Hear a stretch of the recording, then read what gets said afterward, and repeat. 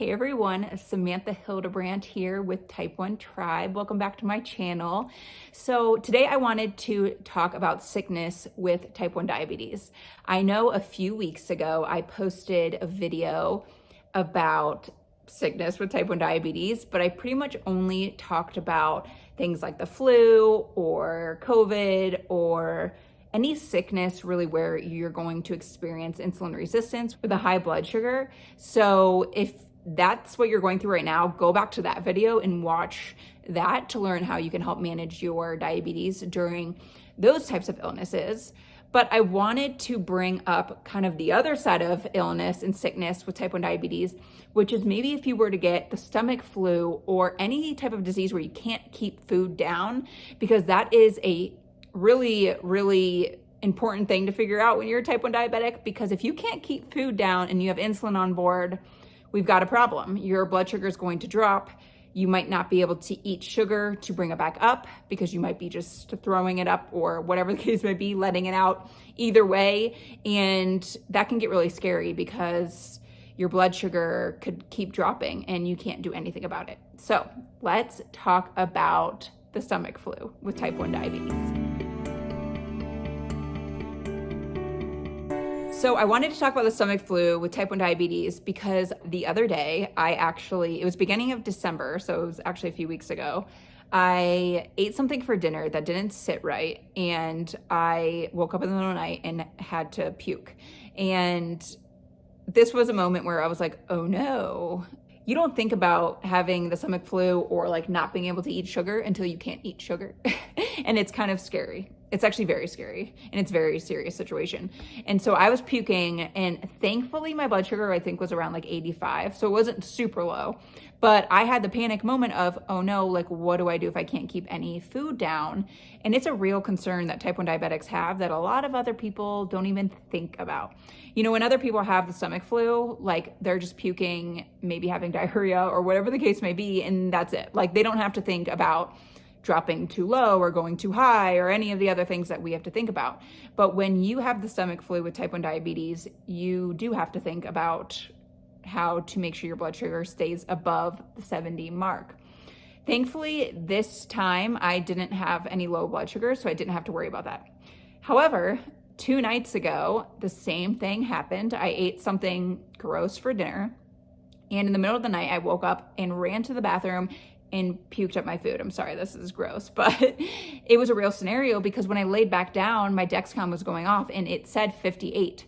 And I was like, oh no, what am I going to do? Because I felt so nauseous. And I'm assuming this was because I took insulin for my dinner. I puked it up and you know, all the nutrients didn't get in my body yet.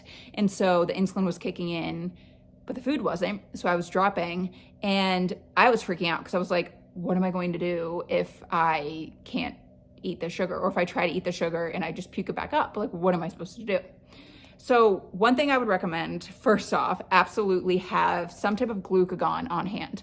So I think it's called I don't even know how you say it, but it's like a little spray that you spray in your nose just in case you have a low blood sugar, and it will make you like wake up. If you were to pass out and your spouse or your parent or your friend is around, they can spray this in your nose and you will wake up. It's really cool thing to have, and it's absolutely necessary that you have it on hand. Even if you've never, ever had a low blood sugar under 60, you're gonna wanna have this on hand because of situations like this. When you can't keep food down, but your blood sugar just keeps dropping, well, yes, you can call 911 for help, but like, it's gonna take them 10, 15 minutes to arrive. Well, we don't really have that much time. So you wanna have that glucagon on hand. I did not wake my husband. He was still sleeping during this whole thing, but I was like, okay, I think I'm okay right now. I'm gonna try to eat some sugar. I actually had 2 glucose tablets and somehow I kept them down. So this was not a big issue for me at all. I was able to keep the glucose tablets down. My blood sugar did go back up. However, this is not always the case, okay? Because there have been times when I've had the stomach flu where I literally can't keep anything down for like 3 days straight. And if you have any insulin on board, you're pretty much screwed in this situation. You're gonna have to eat sugar at some point. And so if you're a parent watching this and you have a kid that has type 1 diabetes, absolutely have glucagon because it gets scary. And when your kid's just puking and they're having a low blood sugar, trust me, it's really, really scary. It's scary for myself when it's happening to me. I can't imagine it happening to somebody I love, like a kid.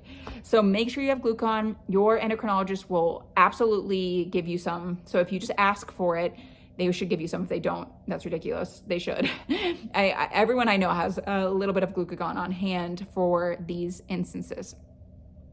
Second would be just try to eat the sugar. So even if you are puking and can't keep anything down, try to eat some sort of sugar, okay? So whether it's, if you can keep apple juice down, do that. If you can keep glucose tablets down, do that.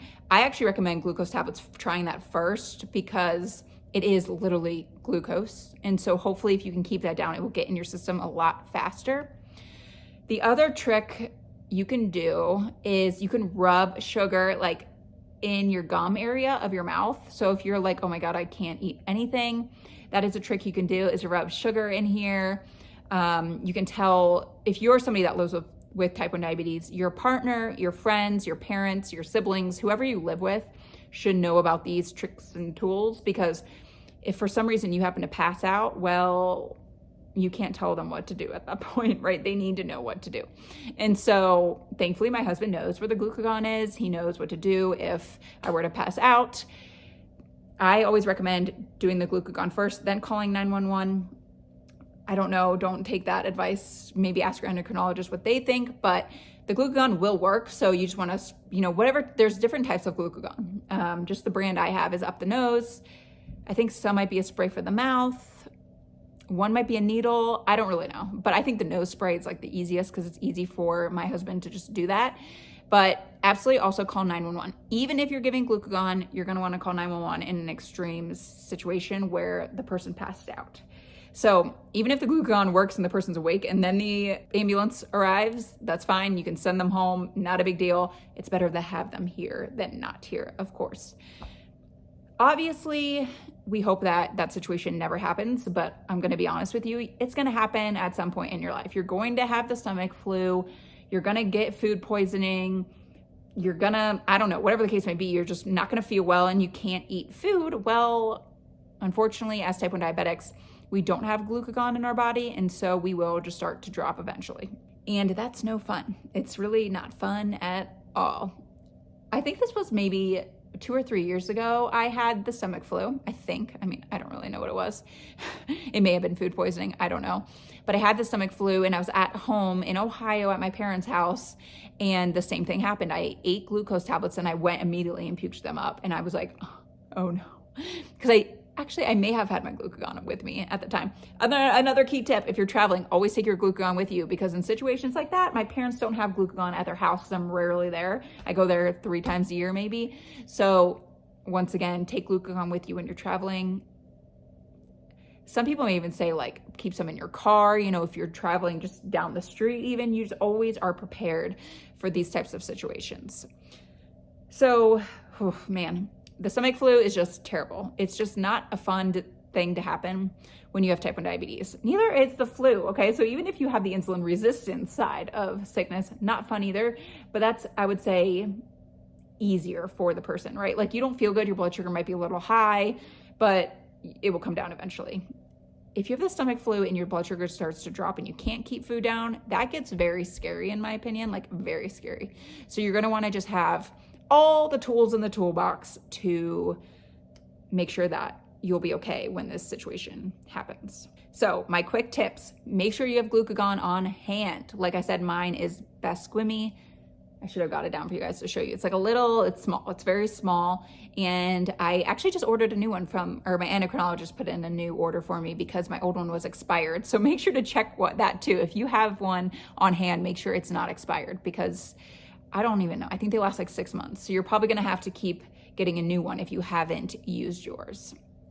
The second tip is make sure to just try to eat any sugar that you can, whether that's a glucose tablet, whether that's if you can drink a little juice, even if you can like try to put the juice down your throat, so you don't taste it, or whatever the case may be to get the sugar in your body, do that. If you can maybe eat a piece of fruit because it's more solid and maybe not as upsetting to the stomach, do that. Do whatever you can to get your blood sugar up. If you can't, obviously use the glucagon, But the other trick is to like just put it in your teeth. You don't necessarily have to swallow it, because I know if you have an upset stomach, you'll probably just puke it up. So try to put it in your teeth, the sugar up here. You can like crush the glucose tablets and put it in your gums.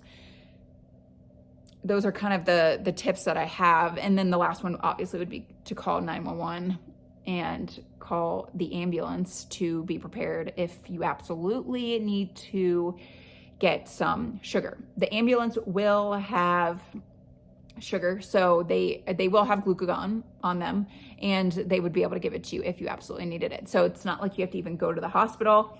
They can literally do it right there for you. So that's really nice. You just have to make sure they know you're a type 1 diabetic and you're low, and they will solve it for you. So that's why I always say call 911 at the worst case scenario, because they're going to have it on hand. It's not like then you have to drive to the hospital or anything. Like, they'll be able to do it for you.